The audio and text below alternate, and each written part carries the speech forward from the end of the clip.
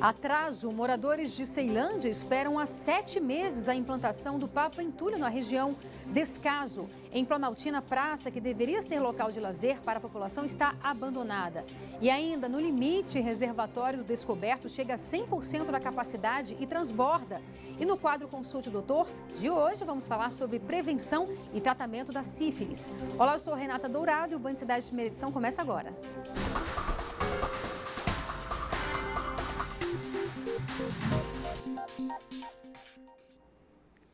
E a gente começa o jornal de hoje com uma boa notícia, aliás, uma ótima notícia. Depois de uma situação bastante crítica, com falta de água e racionamento, o reservatório do Descoberto atingiu hoje 100% da capacidade. Há mais de 2 anos que isso não acontecia. A bacia abastece 2 de cada 3 casas aqui da capital. Essa era uma imagem muito esperada pela população de Brasília. Desde abril de 2016, a barragem do Descoberto não transbordava. 6 meses depois do fim do racionamento, o reservatório do Descoberto atingiu o nível máximo de volume útil nesta quinta-feira. Ele é o principal reservatório da capital. Agora o Descoberto não precisa mais do reforço do sistema de captação do Santa Maria, Torto, Bananal e Paranoá. Com isso, a CAESB voltou para o Descoberto o abastecimento do Núcleo Bandeirante, Candangolândia, Parkway, das quadras 1 a 5 e de parte de Águas Claras. Há um ano, o principal reservatório do Distrito Federal estava em uma situação bem diferente. O índice era de 28%. Em maio desse ano, a previsão era que a bacia fechasse dezembro com 29,8%. O Descoberto é responsável pelo abastecimento de 64% da população brasiliense. Realmente uma excelente notícia. E olha, moradores de uma quadra de Ceilândia não suportam mais conviver com um depósito irregular de lixo. O problema já poderia ter sido resolvido em maio deste ano se o Papa Entulho prometido pelo governo tivesse sido entregue há 7 meses atrás, né? O resultado é que uma área virou descarte de sofás, televisores quebrados, lixo doméstico, pneus e material reciclável. Essa é a situação do Papa Entulho da QNM 29 em Ceilândia. Apesar das portas abertas, ainda não está funcionando. A placa detalha os valores da obra, mais de R$170 mil e com previsão de entrega em maio deste ano. Nossa equipe conversou com o engenheiro responsável pela obra, que explica os motivos do atraso. A gente teve um problema durante a execução da obra, de recursos, eu acredito, e aí então essa obra foi interrompida por 1 mês mais ou menos, depois voltou e aí a gente conseguiu cumprir o prazo de finalização dela. Mas acredito que depois da troca de governo e tudo mais, o pessoal do SLU vai definir a data e aí então vai ser publicado tanto a data de inauguração quanto a data que já vai poder ser utilizado aí o recurso dentro da cidade satélite. E nesse processo, os moradores afirmam que o Papa Entulho na região tem feito muita falta, principalmente porque virou costume algumas pessoas jogarem lixo na quadra longe do local certo, mas perto da casa dos moradores. Não só para a comunidade, mas também para os pessoal que vivem do lixo na localidade, né? Então, tem crianças, né? Tem animais mortos, tem muita coisa aí que realmente não contribui para essa comunidade tão carente. Você vê rato andando, entendeu? É complicado, né, pra gente, né, pros nossos filhos que também subindo aqui tem um colégio. Um filho pode subir aqui, acontecer que pisar num caco de vidro. A população convive em meio a um mau cheiro, entulho, água parada e todo tipo de lixo. Somente sofás, nossa produção contou 6, mas tem também vasos sanitários e resto de construção. Vamos combinar, vizinhos nada agradáveis, né? Tristeza, porque podia estar muito melhor esse local aqui sem esse lixão aqui. Com certeza, né? E em nota, o SLU disse que Ceilândia tem outros 2 Papa Entulhos. Esse mostrado na reportagem será o 3º da região. A previsão é que seja entregue até março do ano que vem. A gente lembra que a previsão era de ser entregue em maio deste ano. E o órgão aproveitou para pedir a colaboração da comunidade para conservar a cidade limpa, já que a área que a população está usando para o descarte de lixo é particular. Aqui ao meu lado, Cláudio Humberto. Cláudio, boa tarde. Várias vezes nós já mostramos isso, essa dificuldade mesmo da população colocar lixo onde não deveria colocar, mas ao mesmo tempo, qual a outra alternativa que essas pessoas teriam? Pois é, o SLU é que não é, né? Chega a ser patético aí o apelo do SLU, que é o responsável pela limpeza da cidade. Ele está apelando para que a população não suje as ruas e tal, para que eles não tenham que limpar. porque é coisa que eles não fazem. Essa questão dos entulhos aí, minha gente, quer dizer, depois de tantos adiamentos, né, a gente fica sem saber qual, afinal de contas, a finalidade. Para que existe o SLU? Porque para a sua atividade fim é que ele não está funcionando, né? A gente viu aí o vexame que tem sido algumas das decisões do SLU. O governo anterior, por exemplo, o governo anterior ao de Rodrigo Hollenberg, deixou em curso uma licitação para a construção daquele aterro sanitário.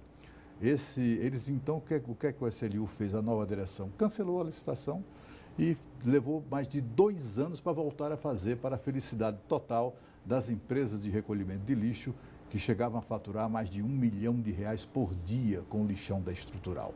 Eles ficaram embromando isso, ficaram enrolando, e aí, afinal de contas, a gente fica pensando assim, qual é o compromisso dessa gente, né? Qual é o papel do SLU se não recolher lixo, se não recolher entulhos? Mas nem isso eles conseguem fazer. Quanta incompetência. E olha, imagine uma praça pública com os brinquedos do parquinho quebrados, aparelhos de exercício sem manutenção e uma quadra de esportes caindo aos pedaços. Pois é, estamos falando de um local lá em Planaltina. Nós recebemos um chamado de um morador da região e fomos até lá para mostrar essa situação. Veja só. Olhando assim, a Praça de São Sebastião em Planaltina parece estar em ordem. Mas é só chegar mais perto para ver os detalhes que logo os problemas são encontrados. Uma árvore caída desde o último sábado por causa da chuva que permanece do mesmo jeito. Um parquinho onde os brinquedos estão quebrados. Apenas o balanço dá para usar aqui. Está quebrado, tem porcaria. Quase todos os brinquedos estão quebrados, só o balanço que dá para brincar. Essas caixas de energia estão abertas, um perigo para as crianças que frequentam a praça. Isso sem contar os equipamentos de exercício, que de longe chamaram a atenção da Ana Clara, mas de perto ela viu que não dá para usar. Por causa que está quebrado. E agora, para onde você vai brincar? Nenhum lugar.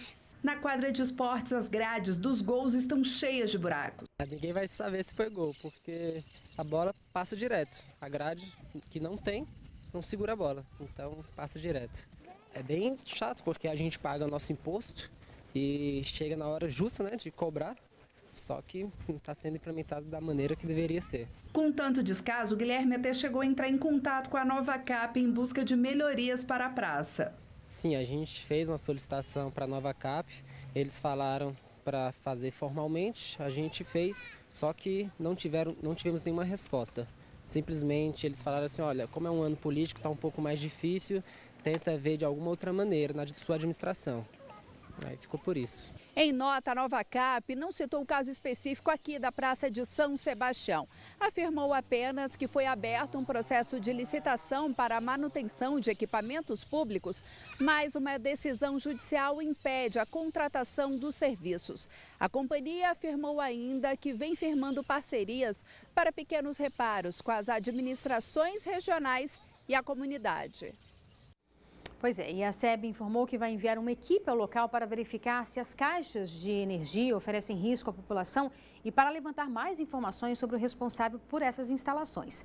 Já com relação à árvore caída, a Novacap informou que tomou conhecimento da tarde desta quarta-feira e que hoje vai enviar equipes ao local para a retirada. A companhia disse ainda que a população pode informar onde há árvores ou galhos caídos pelo telefone 3403-2626. O mandato do governador eleito do Distrito Federal, Ibanez Rocha, nem começou, mas a dança das cadeiras sim, viu? O engenheiro civil Anderson Ribeiro vai presidir o metrô da capital. Ribeiro é o atual presidente da Valec, estatal do governo federal responsável pela administração das ferrovias do país.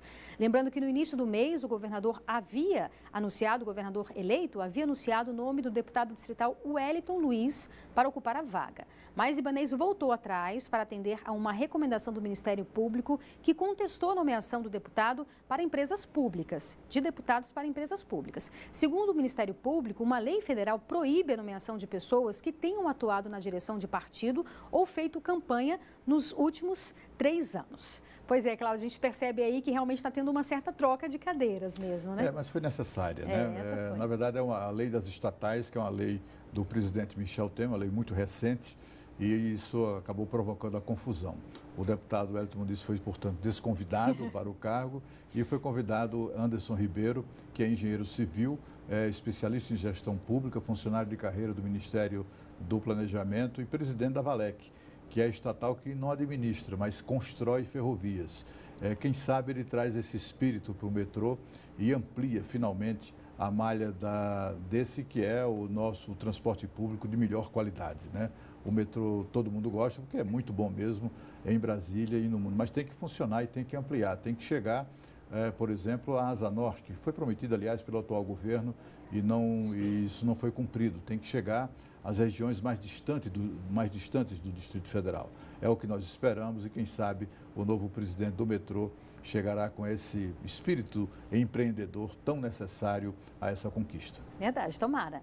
E a Polícia Civil pede ajuda da população para encontrar assaltantes que roubaram comércios no setor de diversões Sul e divulgou imagens de um desses roubos. Veja só.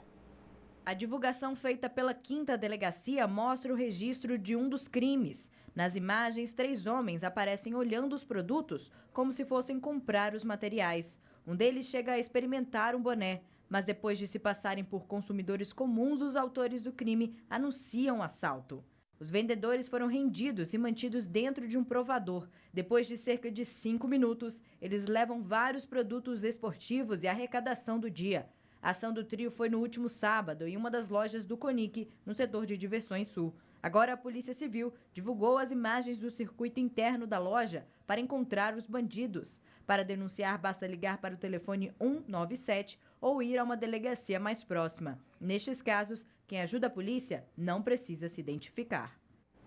E você vai ver a seguir uma entrevista ao vivo aqui no estúdio sobre sífilis. O Band Cidade volta daqui a pouco, eu espero você.